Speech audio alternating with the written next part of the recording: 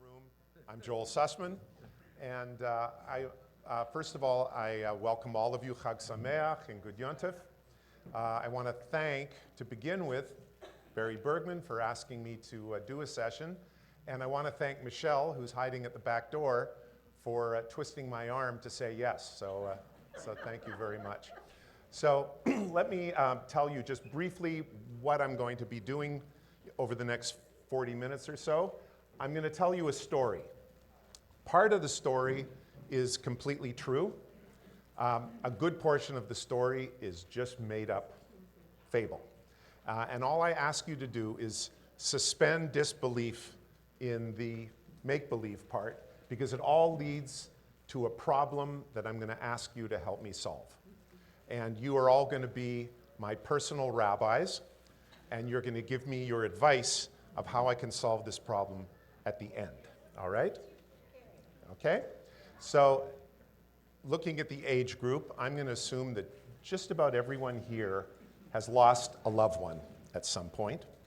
And if you're like most people, you probably have had a dream or a fantasy that magically they came back to life. If you've ever had that dream or that fantasy, then you might enjoy part of the story that I'm about to tell you.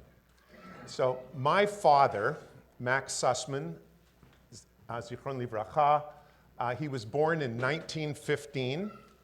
He was born on my Bubba and Zeta's farm in Lipton, Saskatchewan, Canada.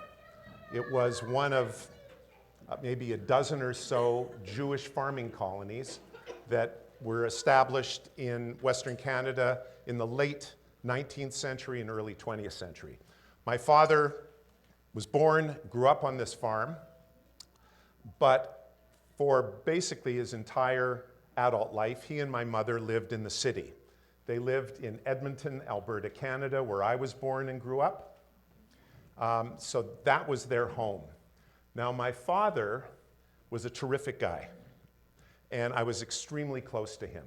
So in 1984, at the age of 69, when he suddenly died, I was totally devastated. But after going through Shiva, and then Shloshim, and then going to shul every day for 11 months to say Kaddish, I moved on with my life. And I got into the habit every year on his yort site, which was the 12th of Nisan, 2 days before Pesach, I would go to shul and I would say Kaddish at his yort site. That has always been my tradition. That's all the true part of the story. So now comes the rest. Ever since he passed away, I have been obsessed with the science of cloning. I had this belief that one day, that not only would a human being be able to be cloned, but literally the dead could be brought back to life. Last November, the NIH came out with a startling announcement that there had been an enormous breakthrough in technology and that they were now ready and prepared to clone human beings. I immediately sent in my father's DNA, which I had saved from 1984, and a few months later, my father was cloned. He looked exactly as he looked in 1984. Not only did it look just like him, it was his voice. It was his sense of humor. It was his laugh. It was his love for the family. All of his memories intact. For all intents and purposes, my father was brought back to life. Now, although I live here in Newton, he decided that he wanted to live in his old hometown where he had lived his entire life. So he is living in Edmonton, Canada. But I call him every day. I visit him as often as I can. And he comes to visit the family on all major Jewish holidays. That is leading me to a problem, because next April the 10th, it will be the 12th of Nisan. It will be the first yort site since he came back to life. And rabbis, I don't know what to do. I don't have a clue what to do next April 10th. And that's what I'm going to need advice from all of you. So I view myself as having three alternatives. And if you can give me more, please do. One alternative is that I should come to shul and say Kaddish. It's my tradition. It's what I do. It's what I've done for 40 years. I'm not going to stop now. And besides, the man who is my father today is a clone. It's not really my father. My real father passed away 40 years ago. So I would come to shul as I always have. That's one alternative. A second alternative is don't come to shul and don't say Kaddish. Kaddish is a prayer for the dead. My father isn't dead anymore. Stop saying Kaddish. I view him as being alive because it's him down to the molecular level. It is my father. So it would make very little sense for me to continue saying Kaddish for him. In fact, his yortzeit is 2 days before Pesach. He'll be here visiting us. How weird would it be to be standing up to say Kaddish and the man I'm saying Kaddish for is sitting right next to me? So that's my second alternative. My third alternative is to come to shul, to recognize the fact that it was his yortzeit, but not to say Kaddish, not to view that day as a day to mourn for my father, but a day to take advantage that I lived to see the miracle that my father came back to life. So celebrate the day rather than mourning the day. So I see those as my three alternatives, unless you can come up with more. One is keep doing what you've always done. Number two, stop doing what you've always done. Number three, change what you've always done. Rabbis, what should I do? I think you should ask him. And what do you think I should ask him? Should I say yortzeit for you? Was the yortzeit said for him or was it said for me? For you. Yeah, I said yortzeit for me. How do you resolve the situation that he's younger than you? That's the hardest part. My clone father is 4 years younger than I am. Sid, I want to just take a few steps back. please. First of all, you're talking about Techiyat HaMetim, the resurrection of the dead. Something that we have in our liturgy a lot of, but nobody has ever seen Techiyat HaMetim. And I can tell you from my own understanding of medical, biologic information that we're not near where your fantasy is. Well, that's why I ask you, you have to suspend disbelief Well, I for the appreciate purpose of the that. discussion. So what I'm trying to say is, what I wanted to say is, I have a lot of trouble with the concept of Techiyat HaMetim in our liturgy. In the Shemona Esrei, when we have the opening verses, Techiyat HaMetim is mentioned 3 times. The Rabbanim, or the Chazal, were very hung up about this. And it's not in the Psalms, it's not in the Torah. The Psalms and the Torah don't talk about an afterlife at all. So I think what you're talking about is mere fantasies, fluff. It doesn't mean anything. It's tohu vavohu. Science fiction. Yeah. I don't even know. No, it's on. You don't need it. Just speak up. Yeah, is this all an elaborate metaphor for Tisha B'Av? You know what? I was going to wait till 8:15 because this has nothing to do with my father, and it has nothing to do with cloning. It has to do with, and I'm going to be really specific, a conservative Jew who belongs to Temple Emmanuel in Newton, Massachusetts. What should my relationship be to observing Tisha B'Av after 1948? That's what that story is about. Yeah, so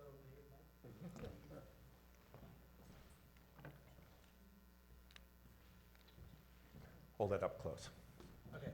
So the way that I see this is that what you're describing is basically Theseus's ship. So I think that with Theseus' ship, the question is like, if the ship is replaced piece by piece, is it still the same ship? So I think that there are two kind of options. Either you say the yortzeit for your father who is dead, and the clone is a clone, so you don't say it for the clone, or you do say it for your father. Wait, yeah, I think that, yeah, so I'm not sure. Behind you. Yeah, well, right here, go ahead. I'd say about Tisha B'Av, when we commemorate Tisha B'Av, it's about kind of observing what has happened. And the fact that we have Israel and we have Jerusalem back today doesn't really change the past, so keep on mourning.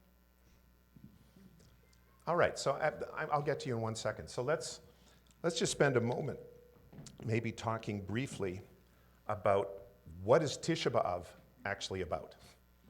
So it's a lot of different things to a lot of different people, but I think at its basic core, it's either about mourning the destruction of a building. And we keep mourning the destruction of that building, theoretically, until that building is rebuilt in the same location. What that means afterwards, I don't have a clue. But are we mourning the destruction of a building, or are we mourning what the destruction of the building represented? So if we're mourning what the destruction of the building represented, which probably is a more broader view of it, to me what it represented was Jews losing self-determination in their ancestral homeland, losing independence, losing statehood, losing nationhood, losing freedom, lost all of that. We mourned for it for 2,000 years. But there's no reason to mourn for it today. We have all that. Why would you mourn for something that you have back? You know, I guess the question, maybe they mourned for the first temple, but did they keep mourning for it after the second temple was built? No. So I think get around what you think that Tisha B'Av at its core is about, and then approach it from that. I'm still back on resurrection, so maybe you should. Okay. In fact, you can always come back. Okay, raise your hand. I think Tisha B'Av is more about the lessons to be learned from that time. You know, for me, when you read Eicha, you just read about the horror of, you know, the destruction of Jerusalem. And I always think, well, what led up to that? What was our behavior that led up to such an awful thing happening?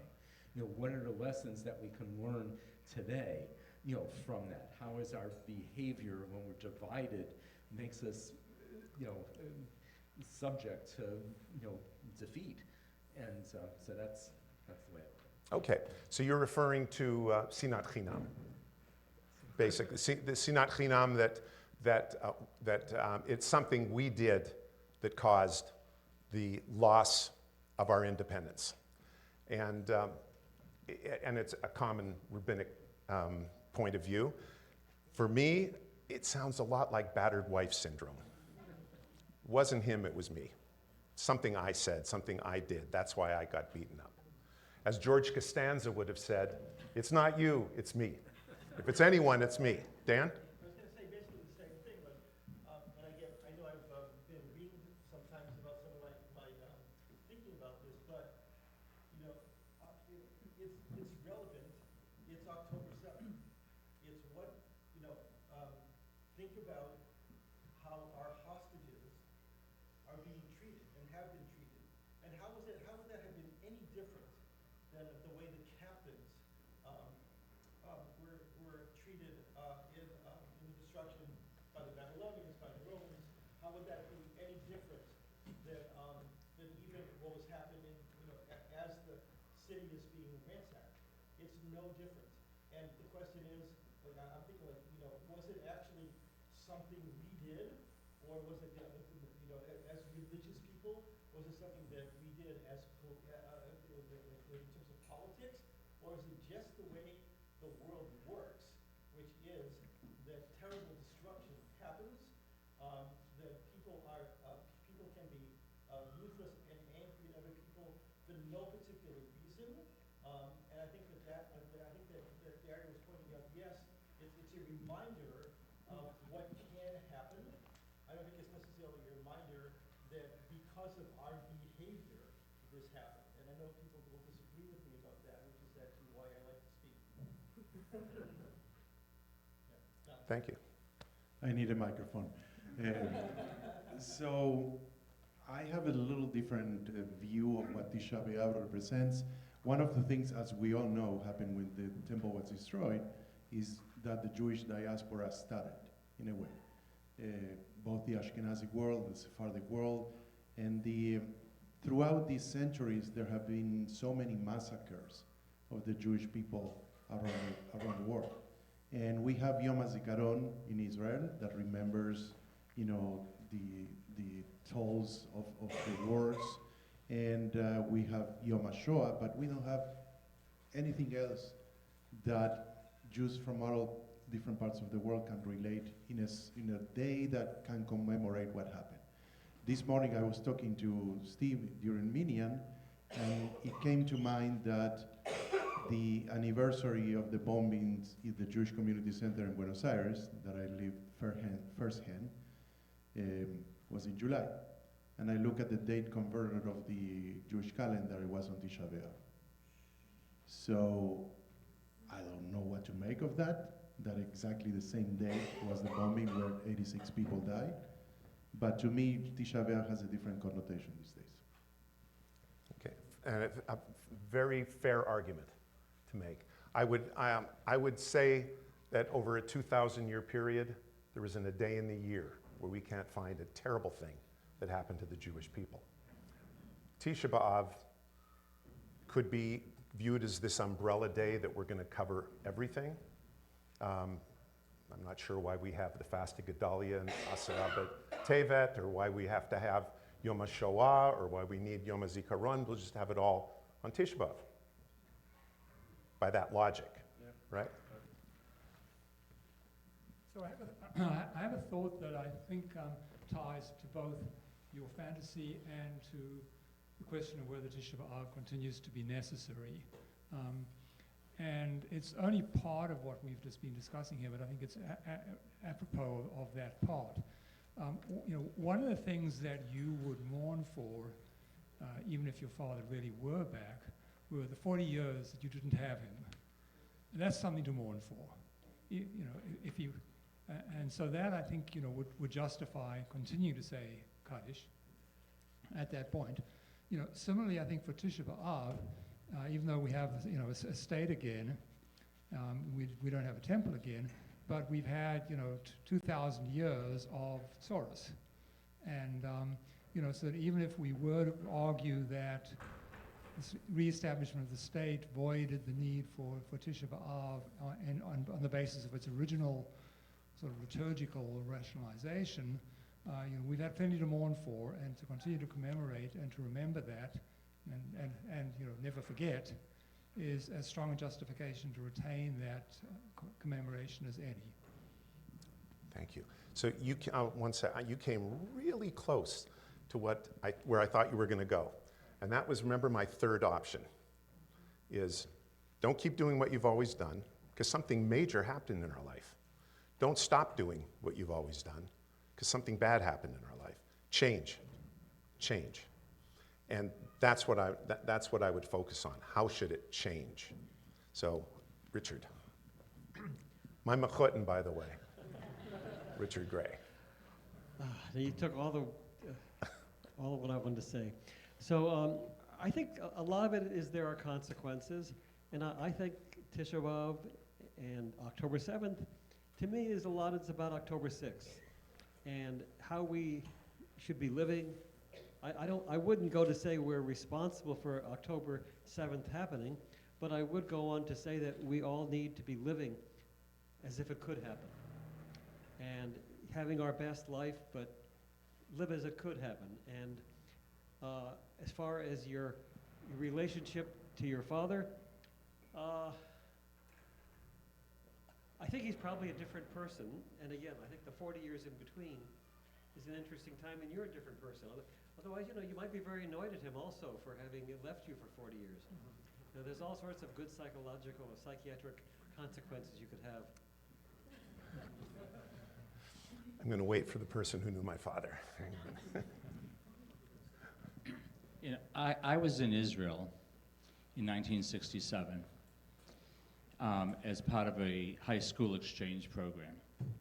Arriving there just after Tisha B'Av, and when we arrived as a group of 17 teenagers from the United States to study 6 months in Israel, we arrived there in the midst of a big debate that was all over the newspapers, and Orthodox rabbis arguing back and forth about whether Tisha B'Av should continue because of the fact that now Jerusalem is united.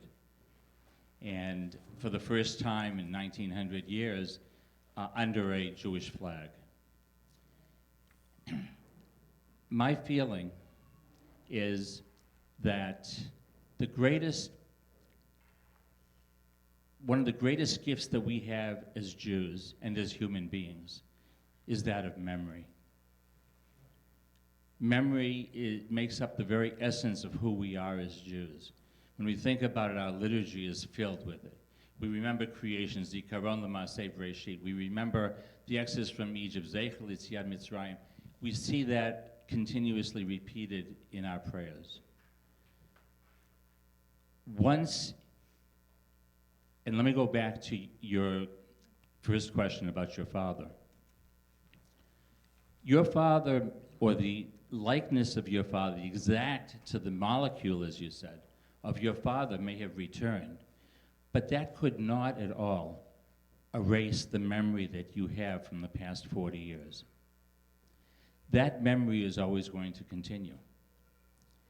And therefore, I think to get rid of Tisha B'Av, get rid of your mourning, would be a drastic mistake, because memory makes up who we really are.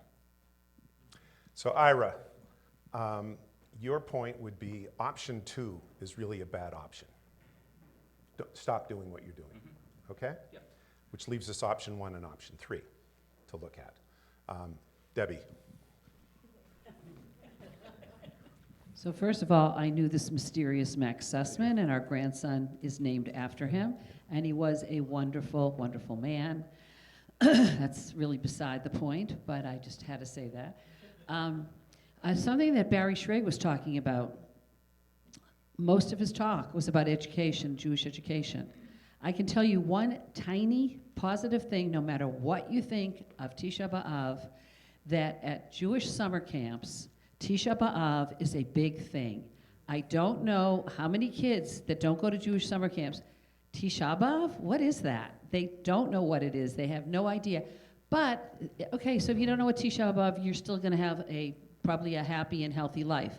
But if you go to a Jewish camp and you're there for Tisha B'Av, you learn not about just the destruction of the synagogues but you learn about, just as you said before, everything gets brought in, all Jewish suffering gets brought into Tisha B'Av, and it is so powerful.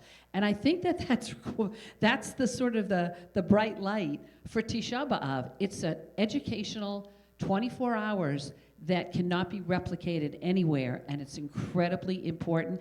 And I think Jewish suffering and knowing Jewish history, and the way, I can only speak for Camp Yavna, the way we would do it was to sometimes, there was always discussion, should we bring in the Holocaust again this year? What about the destruction of the Warsaw Ghetto? And so some years we do more of this and a little bit of less of that. But we try to incorporate as much of Jewish suffering into Tisha B'Av as a point of education. And I was at that Tisha B'Av at camp many, many years. I wasn't going to tell this story, particularly if you're sitting in the room, but you brought it up, so I'll just throw it out quickly. Debbie's family are observant Jews, educated, observant Jews, kosher family, Shomer Shabbat family, and when I moved here, I became immediately part of this great family that was more observant than any family I had at home. So Debbie went to camp, and all of her siblings went to camp. And when you go to camp, you know when Tisha B'Av is. But by the time I moved here, Kids were grown up. They weren't going to camp anymore. You know what happens when you don't go to camp? Unless you were in shul and saw the calendar, you often don't know that it's Tisha B'Av, particularly if you don't go to shul regularly in the summertime. So there was one year where we actually had a family barbecue, and then when I went in the kitchen to help clean up, I noticed on the Jewish calendar on the fridge, it was Tisha B'Av. We didn't know about it, so it happened. So camp is absolutely the best place to have Tisha B'Av, but I'm talking about a very specific place, Temple Emmanuel in Newton, Massachusetts, among conservative Jews. What do you do? So I see where all of you, I'll promise I'll get to you. I see where it's going, but I want to draw you back to one thing. The three alternatives ended in a third alternative. So the idea of change what you're doing. So let me give you just a rough idea, just like one concept. Not the only one, but one concept. And that is to look at Pesach, particularly the Seder. So what do you think of when you think of Pesach? What do we learn about when we think of Pesach? Liberation. Liberation. What else do you learn about? Multi-generational. Multi-generational. Sacrifices that we don't do anymore. How about slavery? How about the pain of 400 years of slavery? Do we learn about it? Absolutely. So you look at the Seder, and what is the first 1/3 of the Seder? It's a long night, but the first 1/3 of the Seder is matzah, salt water, bitter herbs, charoset. We talk about avadim hayinu, all right? It's all about slavery. And we teach about that. But then we get to Dayenu. Enough. What happens after Dayenu? We say Hallel, we have a massive meal, and then we have Zmirot the rest of the night. And Pesach is not known as Zman Avadenu, the time of our enslavement. It's known as Zman Cherutenu, the time of our redemption.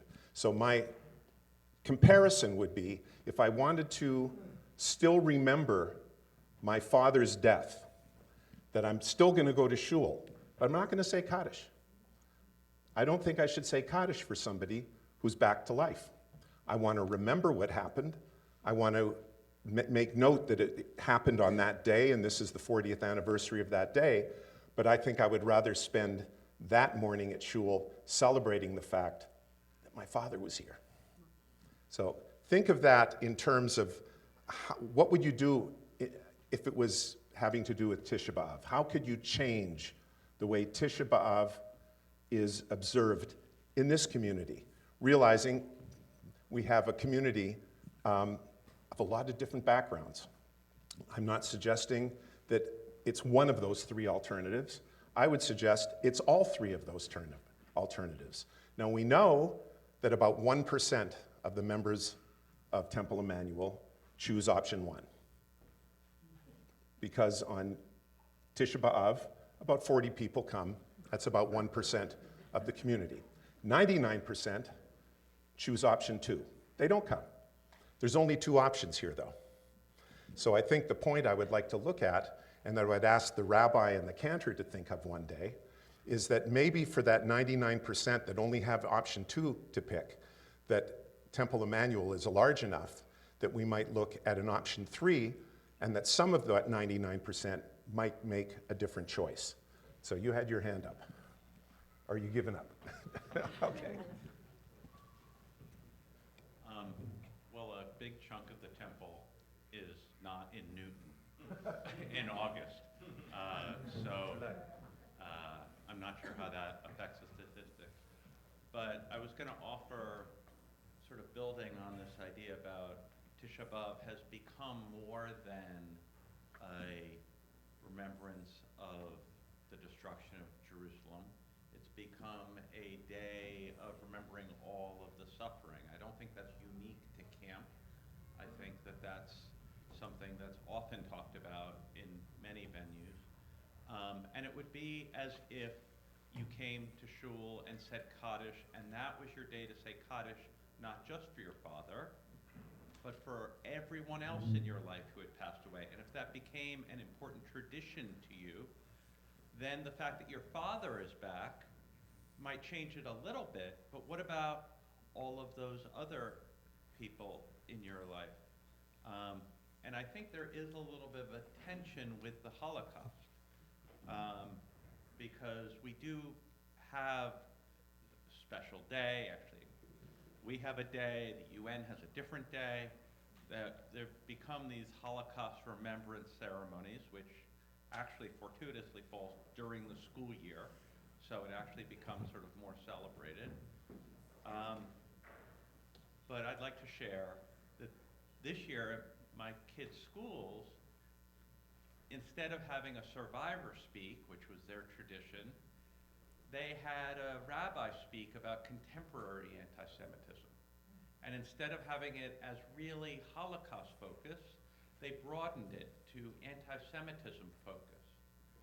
So it just sort of, and frankly, the kids responded a lot better than having a 95-year-old Holocaust survivor come in, and I say that as the child of a Holocaust survivor.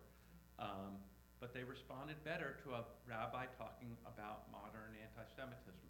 So it just, I thought it was an interesting comparison about how a holiday which of course is not in the Torah, It's rabbinic. has evolved and changed over time.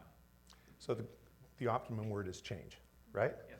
So that was it. That took place in option 3, the idea of change. We're really going to run. I have till 8:35, by the way. Okay, I have till 8:35. So let's run a little bit more. I agree with everything that has been said about memory and knowing our history. And yes, the destruction of Jerusalem was obviously a terrible thing, as are all the subsequent destructions that we have felt as a Jewish people. But I don't mourn the destruction of the priestly system at all. In fact, one of the things that I think we might want to consider is how our lives as Jews have been impacted by the fact that we are all living in a time of Rabbinic Judaism, which is very different from when all those animals were being slaughtered all the time at the temple. So yes, I mourn what happened to the people and what happened to the city, not that we got rid of the sacrificial system. Somebody was over. I think this is going to have to be the last question. Oh, one more, Nina, and then I'll wrap up. Go ahead. I think this kind of segues into Rabbinic Judaism and how it began. One of the things I really love about Judaism is its ability to adapt and change. And Rabbi Akiva and his disciples looked at, okay, how are we going to make Judaism continue to live even though we don't have this centralized place? And I think it was incredibly creative and a lesson for all of us for how we can adapt to change and without losing our identities. Okay. Again, you used the word change, right? Nina, you're the last one. Well, that was actually very close to the point that I wanted to make, which was that, in fact, the holiday is not about, I mean, I didn't go to Jewish summer camp, so I didn't learn about the holiday in the context of the history of Jewish suffering. I learned about it as the destruction of the temple, not Jerusalem, but the temple, and that the destruction of the temple was what created Rabbinic Judaism. It's what created change and actually forced us to evolve and move out of the sacrificial system and create this totally new form of Judaism, which is what we practice today. So I kind of think of it as a very positive and celebratory holiday, but it is one that's about change. So I'm probably can go on longer, but I'm going to try to wrap it up a little. So I prefaced all of this by saying I want to be really specific, that this is about Temple Emmanuel in Newton, Massachusetts, conservative Jews. And there goes my alarm. And the fact that we're a very diverse community within this congregation. So I think what I try to look at is the current system working? So the current system in place, let's just leave everything in place, just keep doing what we've always done. There's merit to all of it. We've done suffering, it's good to educate, we shouldn't forget what happened, but in the end, 1% are gonna show up, 99% are not gonna show up. Not a good business plan for the future of the congregation. And by the way, the 1% that do show up, almost all of them over 60 years old. So it doesn't have a long-term run to it, right? What's that? 54, but you're getting paid. I'm saying non-paid attendees. If you weren't being paid, you wouldn't have been there. So there's a few exceptions. You look very young for 60. So the idea is, should we be offering something else? Something else. And the one thing I was thinking of, at this temple, I'll start off by this. How many of you wound up growing up in a conservative shul in the 50s or 60s? Did you use the Silverman Siddur? Okay. You all remember page numbers? What page was Adon Olam for Saturday morning? 162, that's correct. Yeah. And the Aleinu was on 158, right? Okay. There was another Adon Olam, by the way, on Friday night after the Igdal on page 41, but we won't even go into that. So, page 33 is from Kabbalat Shabbat in the Silverman Siddur. And there's a prayer on page 33 that just about every cantor ended the silent Amida with that prayer. Sheibaneh Beit HaMikdash b'mheira b'yameinu. Everybody knows that? Keinu b'toratecha. That prayer is officially not said in this congregation.